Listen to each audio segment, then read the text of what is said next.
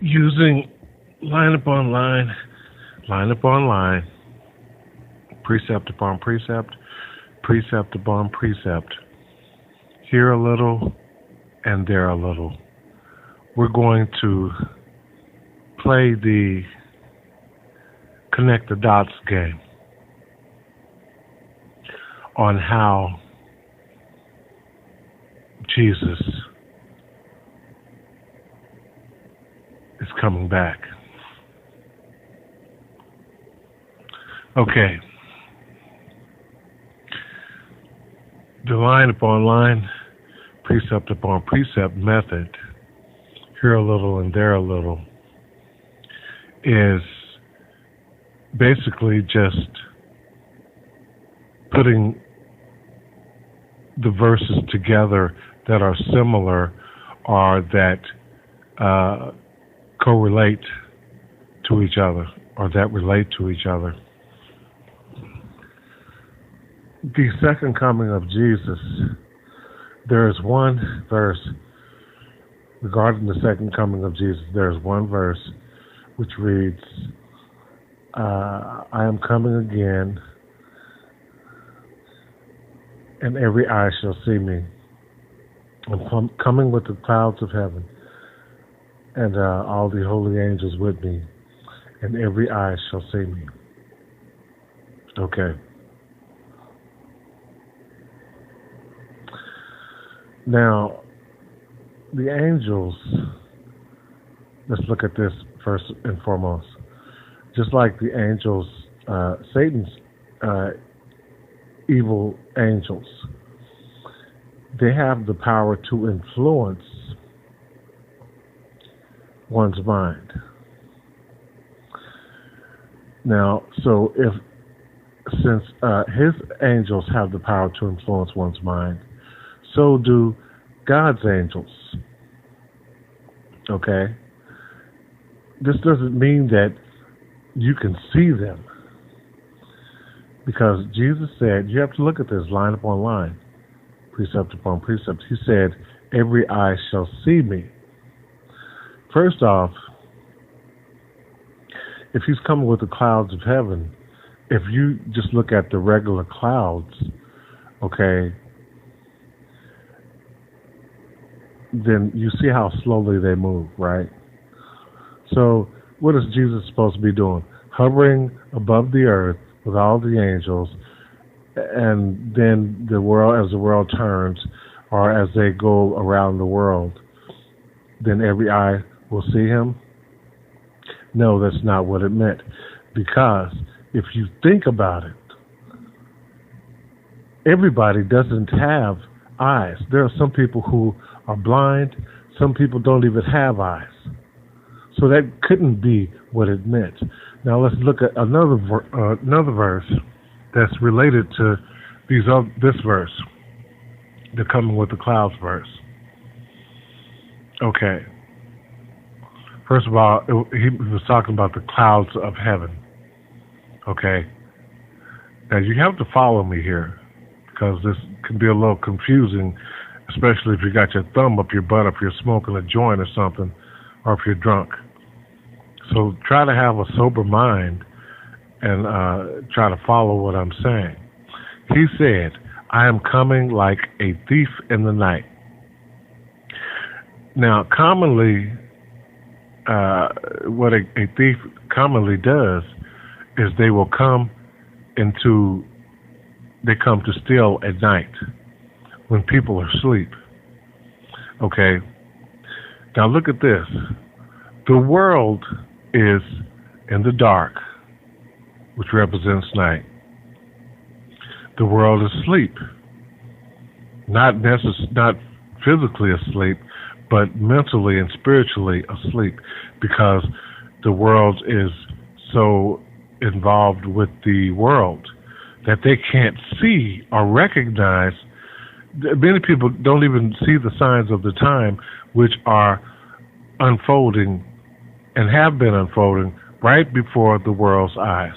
And the world can't see it because the world is sleeping, or the world is more into or into uh, the world, the things of the world. So him coming like a thief in the night just means that he is coming, like he said, like a thief in the night. Okay, a thief comes at night when the people are sleeping. Okay, he said he wasn't coming as a thief or coming a thief in the night to steal. No. He said, I'm coming like a thief in the night, okay? Like a thief comes at night, which is what he was talking about, when people are asleep, okay? Not so much that he's coming like a thief, but in the night. He just used thief as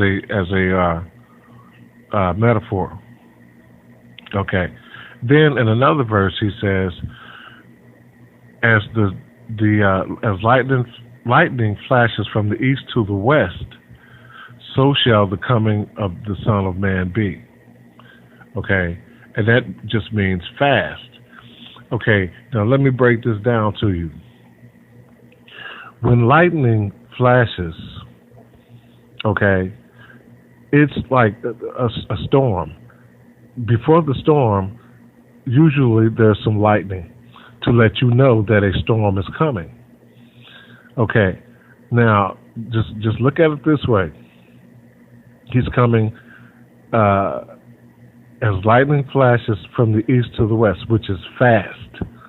Okay, now just follow me here. Follow me here. Think about the storm. Okay, there's a great storm coming, and many people can see it. And it's called the Great 7-Year Tribulation. He's warning people now. Okay, and there are other verses in the Bible that correlate to this. So just follow me and see what I'm saying here. To see if you understand what I'm saying. He said, like the ant gathers her food in the summertime for the winter, so you should do. And then he uses another verse. He says, don't be drunk, be sober, and don't be lazy, because a lazy man will come to want. Now, you have to put all these things together. The great 7-year tribulation is coming. Okay, people are storing up food now. Some people are figuring this out, and some people they got their head so far off the world, but they can't even see what's going on. Like, they don't even see the signs of the time. Okay, I am like lightning flashes from the east to the west. And people are going to think that, okay, oh my God, well, this and that. I didn't see the warnings. No, the light, this is all symbolic. It is symbolic. Okay, as lightning flashes from the east to the west. If you're not looking for the lightning, if you don't know that there's a storm coming, you're not going to recognize you're not going to be looking for the lightning. You're not going to be looking for the storm. No, because you're thinking you got your head somewhere else. Now listen, as lightning flashes from the east to the west, okay, now think about this. The wise men come from the east. On a compass, the east is on the right of the compass. Okay, the west is on the left side. Now look at this. As lightning flashes from the east to the west, as light goes from the east to the west. Okay, some people will see the light, some people won't. So therefore, they're not going to think that a storm is coming. But the wise men of the east represents the lightning coming from the east to the west. Okay, and the people who are wise on the west are on the left. In the Gentile class, which could be Hebrew Israelites too, in the Gentile class, those of you who are awake will see what's going on. That the people of the Most High his watchmen are sending out warnings as I speak to the goat-like class, or to the Gentile-like class. Those who have an ear, let them hear what the Spirit is saying. As lightning flashes from the east to the west, or as the light comes from the east to the west. Some of you will see it, some of you won't. Because some of you are not listening. You're not looking for the lightning. You don't think there's going to be a storm. So you're not looking for the lightning. So with you not looking for it, or preparing for it, or thinking about it, you will not see it. And you will be like, well, oh man, it sure did come fast, come and go fast. No, that's how the coming of the Son of Man will be. It's all symbolic. It's all symbolic. The wise men, think about this. The wise men come from the right, from the east. Okay, the east is on the right. As lightning flashes from the east to the west. The west symbolizes people on the left, or the goat-like class, or the Gentile-like class. The light is shining to the Gentile class, the goat-like class, because God does not want to see anyone perish. He doesn't wish that anyone perishes. But he's coming in a way that you will not recognize or see him coming. This is called the clouds of heaven. If you are not looking, you will not see him coming. And people will be like, oh, wow, I didn't know he was coming that way. I didn't know. Well, take your head out of your butt, or out of the world's butt, and maybe you'll be able to see what I'm talking about. The wise men represent the men on the east, or the light on the east coming to the people in the dark on the west, or the left side, the Gentile class, the goat-like class, because God does not want to see anyone perish.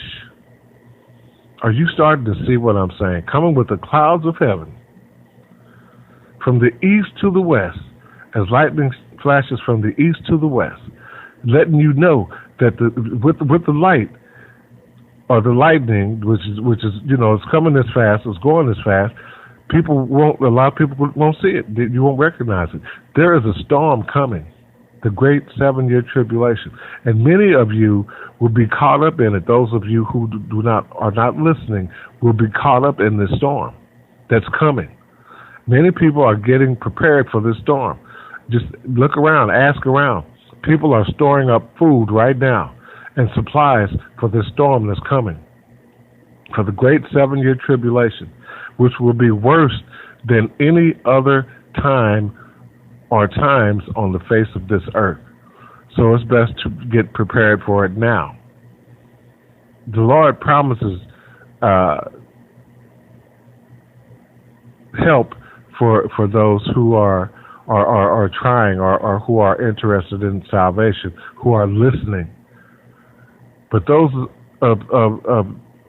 the goat-like class, are those who are in the Hebrew Israelite class, who have converted over pretty much to the goat-like class, or the Gentile class, are going to get caught up. You will get caught up.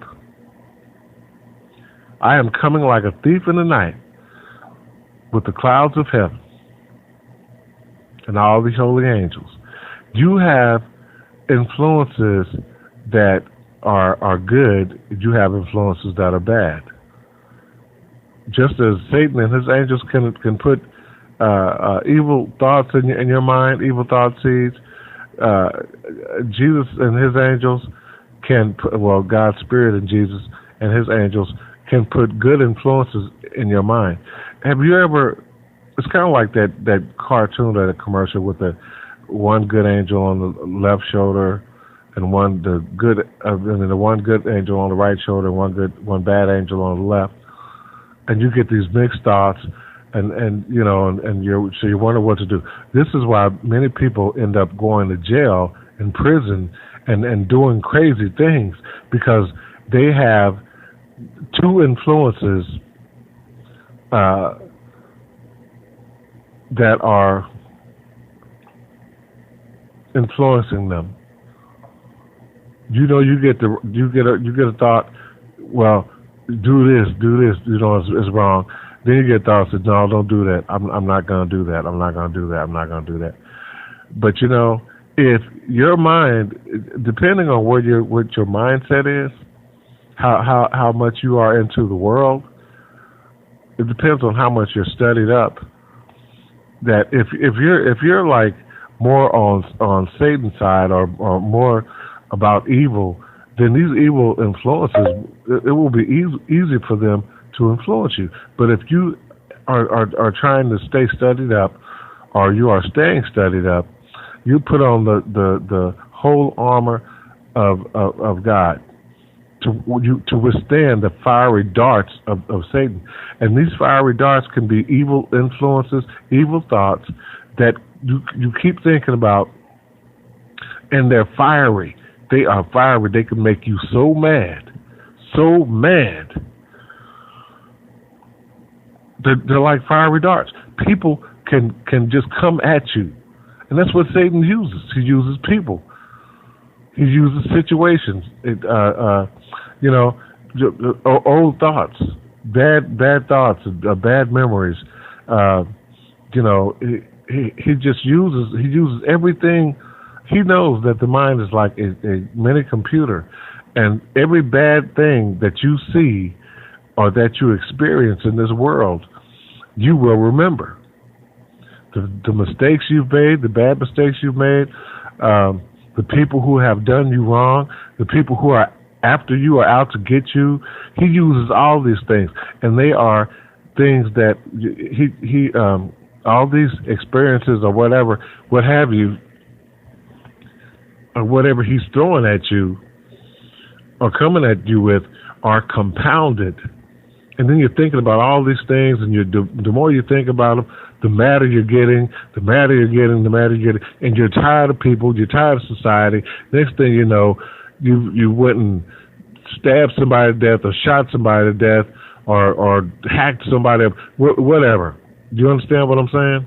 He uses these things. And then as soon as you are locked up for what you did, then you start thinking. Then this is what he does after that, after you've done this stuff and you're locked up and you can't get out and all this and that. And you need to listen to this carefully. What he does is he will taunt you for doing the wrong that you did that got you in the situation that you're in. He will drive you to just use these fiery darts because you're not studied up. Idle mind is a playground for the devil. Idle mind is a playground for the devil and his demons, and oh how they play, oh how they play. They will mess with you if you don't have your guard up, if you don't have on the whole armor of God. They will come at you. You're an easy target, especially if you're drinking, if you're smoking dope, or smoking cigarettes, or drugging, or whatever, and you're not sober. So you're intoxicated. Your guards are down. You're not thinking straight. You know, this gets a lot of young people in trouble.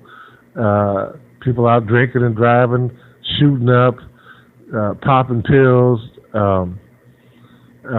prostituting for money, or whatever you're doing for money.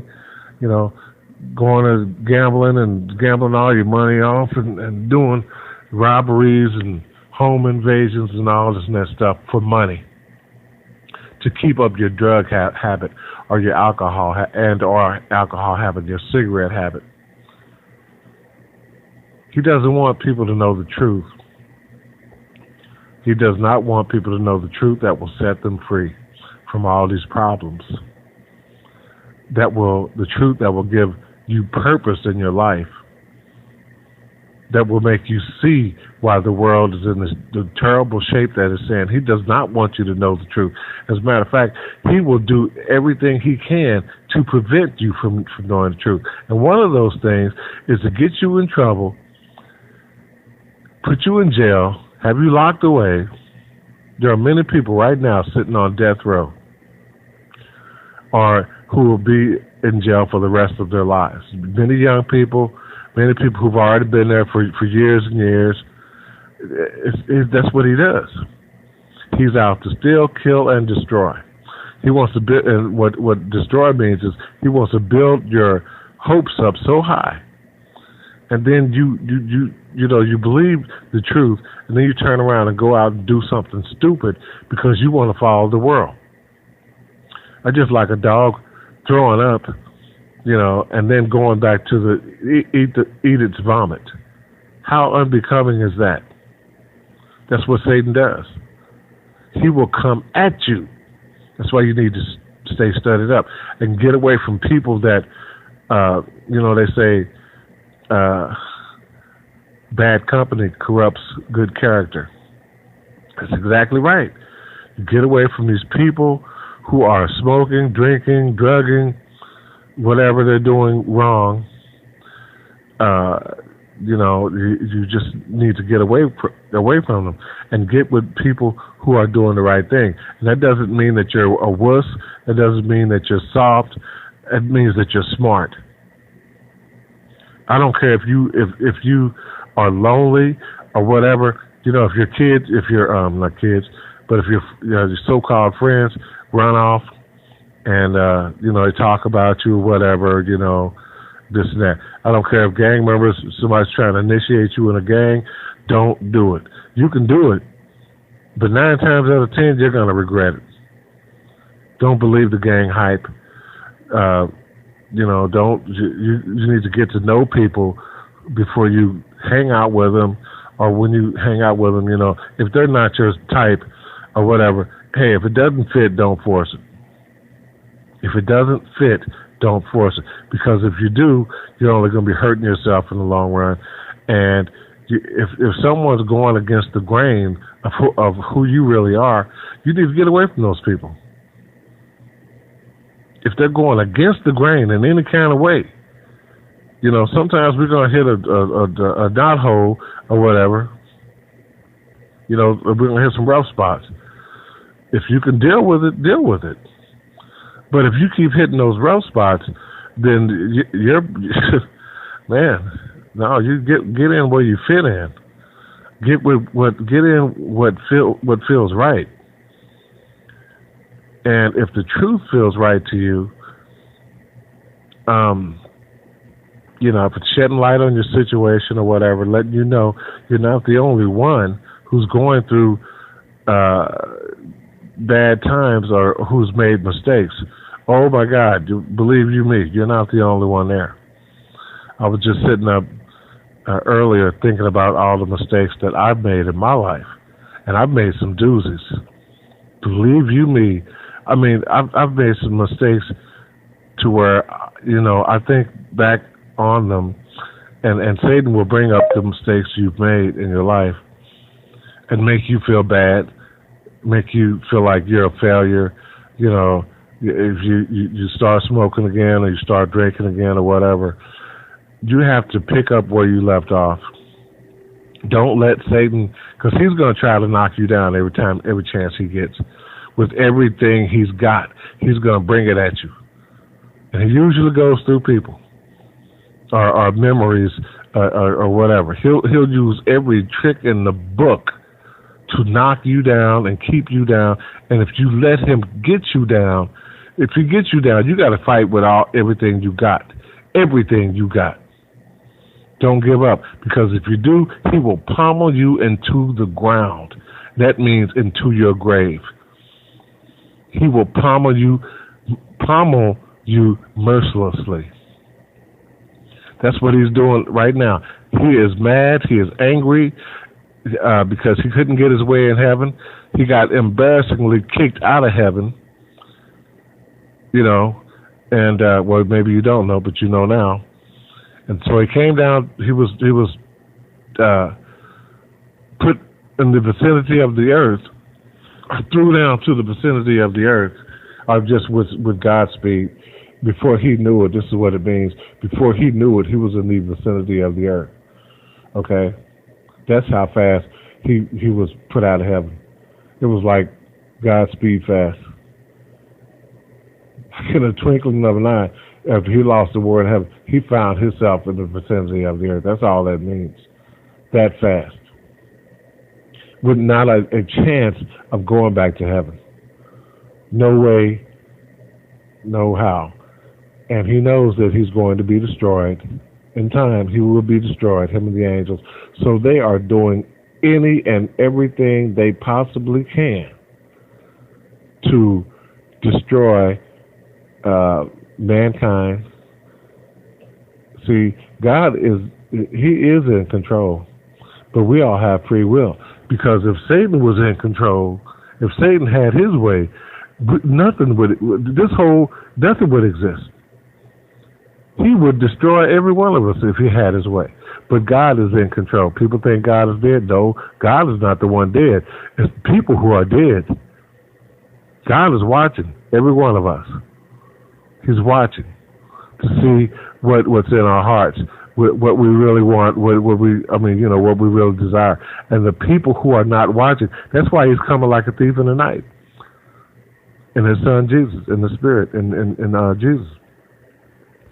Because he wants to see who's really looking out for him coming. People are groaning for the truth. The harvest is great. People are groaning for the truth. People are mad about the way this world is being run. They're mad at the governments. People are committing suicide all over the world because of all the things that are going on. And because it's crazy. People are looking for the way out. The harvest is great, but the workers are few. The harvest, the wheat is there. The people with the good intentions and everything. But then you have the weeds there too. This corrupt government. You have these minions of Satan in the spirit realm and in the physical realm who just come at you. That's why I said get in where you fit in. The world is passing away. And you have people in this world who are so blind, who are so evil, who are, evil. And you're like, what the hell is really going on? So, you know what? If you have to be by yourself, and you need to be stay on your P's and Q's, stay on your toes, because people will come at you. And watch who you let in your house. Watch out who you hang around with. People will poison you. They will steal from you. They will talk all kind of crazy ways to you, make you feel bad, make you want to hurt them or kill them. And it's not that you're a punk or a sissy or afraid of them or whatever. It's just that you have to be smart about the decisions you make, because the decisions you make could have long-lasting or lifelong effects, results, okay? Like being in prison for the rest of your life or on death row or something like that. And then you're sitting there thinking, man, why did I do that? Why did I do that? Why did I let that person get to me like that? Why did I let that person get to me like that? Now look at me now. Look at my life now. No. The truth about how the world got to be the way it is was through the lies of Satan, the deceptions of Satan. He deceived Eve in the beginning, and he did it in a sly way, Adam and Eve. He knew that if he got to Eve, he would get to Adam too, because Adam loved Eve. Of course he loved her, because at first Eve was not with Adam. Adam was along with the animals, and the animals couldn't talk back to him. So when God brought Eve to him, made Eve, well, he could talk to Eve. So naturally, he loved Eve, and he was going to follow suit in eating the forbidden fruit. And so then they found out that they were naked, and God knew that they had sinned, you know. So, well, you don't know, but now you do. And so sin entered into the world, and Satan just kept on influencing. That's what I meant by he influences people. He influenced Cain to be puffed up with pride about his making a sacrifice to the Lord. You know, well, I keep saying, it's just a figure of speech. That's humanly speaking. And then he influenced him with the evil thought of killing of hurting his brother, which he did. And then it's left a mark on Cain. Looks like kind of like when if you kill somebody or hurt somebody, it's going to be on your record, and it can follow you for the rest of your life. So sin entered into the world, and it got so bad on the earth that it grieved God in his heart that he made mankind. So he sent the flood to destroy mankind, but he found Noah was righteous and his family in the generation of Noah, and he spared them. See how listening to Satan can get you in trouble. A third of the angels were kicked out of heaven with Satan because they listened to Satan. Eve and Adam lost paradise because they listened to Satan. Cain was a vagabond in the earth because he listened to Satan's evil influence and went through with him. It's what he was thinking about doing. Everyone who follows Satan is on or will be on the road to destruction. That's what he's doing. He's out to steal, kill, and destroy. He's out to steal all the heart and innocence in you, like a child. He's out to kill your body with drugs, with worry, with sicknesses, with all this compounding things. And then he's out to destroy you, to build your hopes up so high, and then get you to go back into the world, and you lose hope and you feel like a failure or whatever.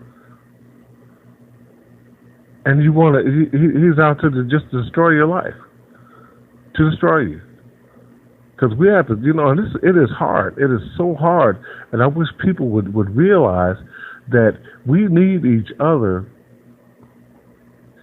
and not to be at each other's throats, but to help each other. People are like, well, where's God and where's God? If people would just help each other, other people wouldn't be so miserable and want to give up and this and that.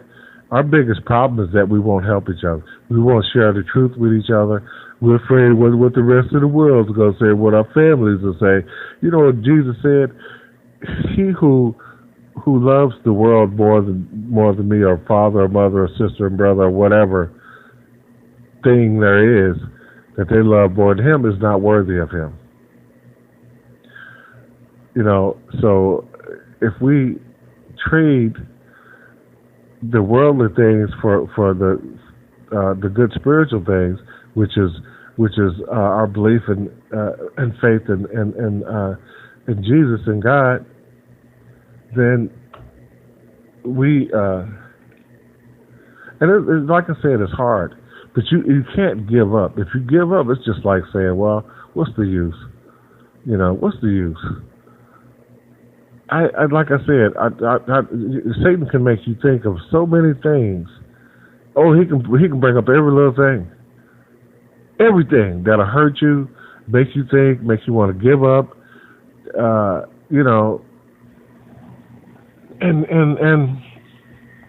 And God is looking at us, but God doesn't want us to perish. He knows what's going on down here. He knows what's going on down here. He alone knows how strong we are, and it's really bad that we don't stick together and help each other. That's one of our biggest downfalls right there. We could hear the truth. Someone could tell us the truth. We'll hear all these voices of reasoning, and we want to shun it because we're so used to being in the world and doing these worldly things that we just trample all over the truth like it's nothing. So God reaches out to us time and time again, but we can't keep grieving God's Spirit. The best way to, and it's hard to find someone in this world who will walk with you, who's on the same page as you, or who's on the same level with you. It is so hard. You try to quit smoking or quit drugging or whatever it is you are doing wrong, or that is displeasing to the Most High, and you're like, well, where are the decent people in this world? Where are the, everybody? When God said there's not one good, no, not one, He meant there's not one all the way good, completely good. So you have to, like I said, get in where you fit in. It is so hard trying to find someone or a mate that doesn't cheat or has some secret agenda, because people act like they don't believe in God or they're just out for themselves. And you see the crime shows, the way people act, it's like they don't believe in the Most High at all. At all, or if they did, they just gave all the way up. But just by the things they do, people are killing each other like they just don't care, like they have no. When the Bible said the love of many would wax cold, it was not lying. That's another thing that can let you know that should let you know that God is real.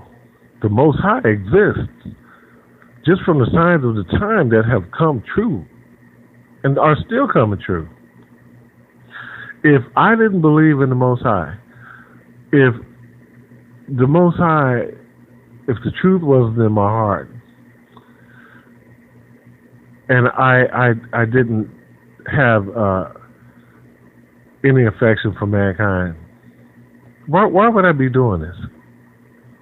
No, I'm doing this just like God put it in my heart to do it, in my mind, this is part of my makeup right here, what I'm doing. Just like He put it in the heart of a man to be a farmer, or a man to be a doctor, or an architect, dentist, or what have you. He put it in the man's mind what he's should be in life. And if you well, let me put it like this: Have you ever wanted to do something that would make you happy and you did it, like a job or whatever? It's not even like a job. It's like it just gives you pleasure to do it. It's like you might be getting paid for it, but you'd love to do it even if it was just volunteer work, because it's something you're cut out to do.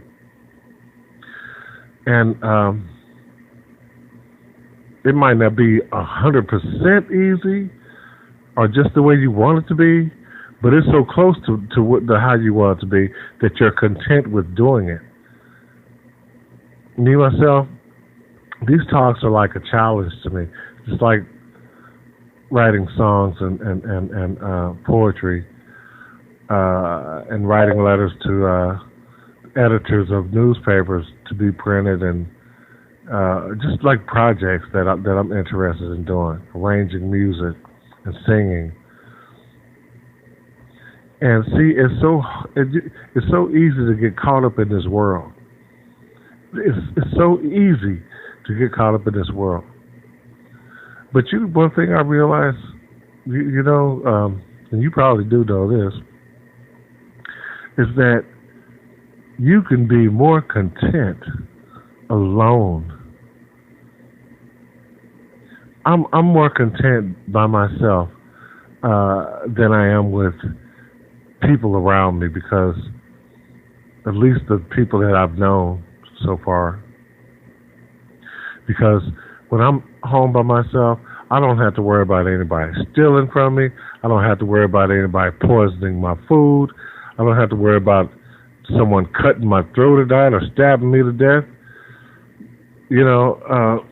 Stuff like that. I'm content. I don't have to worry about just stuff that I just have more peace of mind. And it's bad that we have to live like that, because it's not good for anybody to be alone. But in this day and age, in today's society, man, boy, when God said in the last days, critical times hard to deal with will be here, He was not lying. Critical times, dangerous times. Critical means we're in some dangerous, some bad times.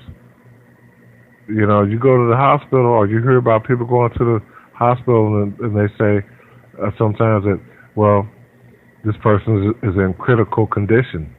They're in danger of losing their life. We are in dangerous times. And God has His messengers, His watchmen, sending you warnings, telling you the truth, to try to get your attention, because He does not want to see you perish. Now, I get discouraged sometimes, and I think, because Satan will riddle you with guilt, and not only with guilt from things that you've done in the past or said in the past, but he will riddle you with people messing with you, talking about you, stealing from you, trying to, just mess up your life with all their twisted ways and stuff. And Satan is twisted. You can tell who his minions are. You can tell. They try to make you jealous. It's just, you can just tell. And you can tell that those are people you do not need to be around. If you don't understand, if they don't make any sense, if it's just rubbing you the wrong way, or going against the grain of who you really are, you're just making your own self miserable. You're making your own self miserable. You'd be better off. You'd be more happy being by yourself. You would be more happy, more content being by yourself, being alone. It's not good being lonely or alone, but if you're with someone, if you haven't met a special certain someone yet, then it's good to be alone. It's best to be alone. Bad company corrupts good character. Just keep praying, keep looking, keep knocking, keep asking. Just keep on the search for someone who you can relate to. It's not good being alone, no. But it's better to be alone than to be with someone who will make you miserable. So, on my page, tagged, on my Facebook page, under AWYT, AWYTNEZ,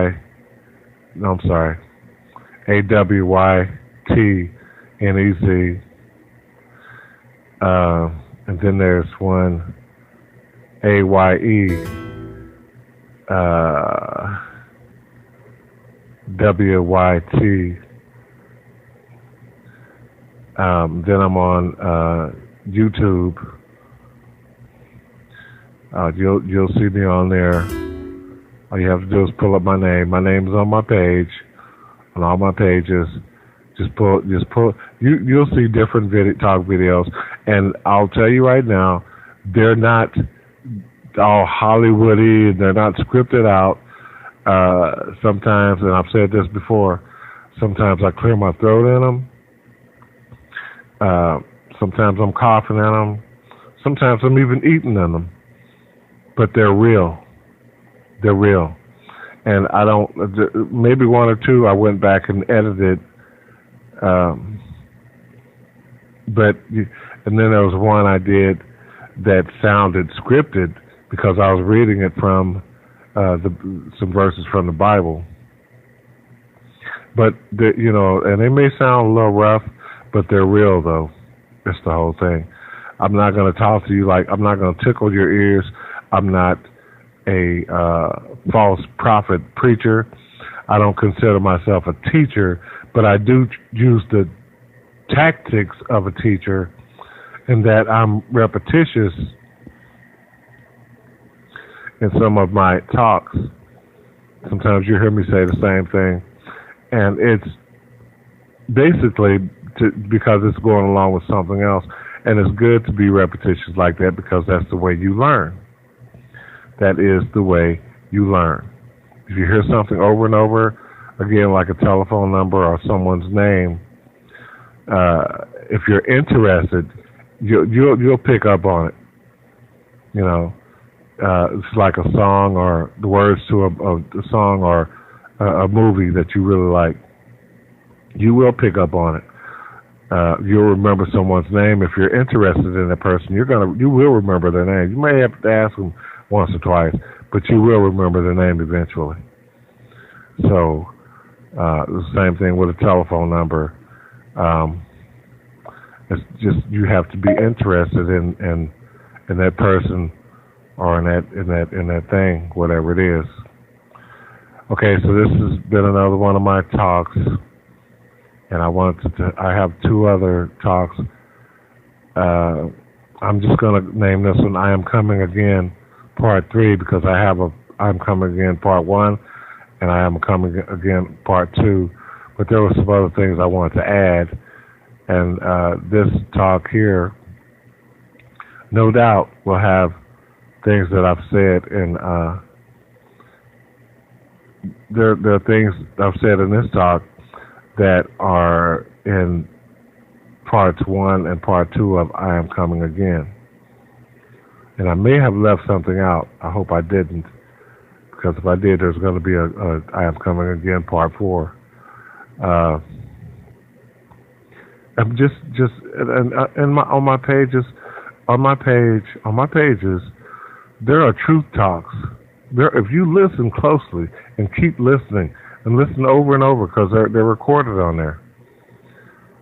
Like I said, they're not perfect, but I'm telling the truth as I see it. And if you listen to any of my talks and you see where I made a mistake, well, correct me. Tell me about it. I'm not going to be mad at you. I'm not going to chew you out or whatever. As a matter of fact, I'll thank you for correcting me. You can't correct a false prophet preacher because they will beat around the bush and show you that you're wrong or try to show you that you're wrong. They have to be right about everything. They don't use line upon line, precept upon precept, here a little and there a little, as the Bible commands us to do to understand the Bible. Many of them, at least some of the ones I talk to, they will, if you tell them where they're, pinpoint to them where they're wrong, or ask them a certain question about something, they will go out of their way. They will make, oh my God, they will go out of their way with the stretch in the story, and you're like, what the hell are you talking about?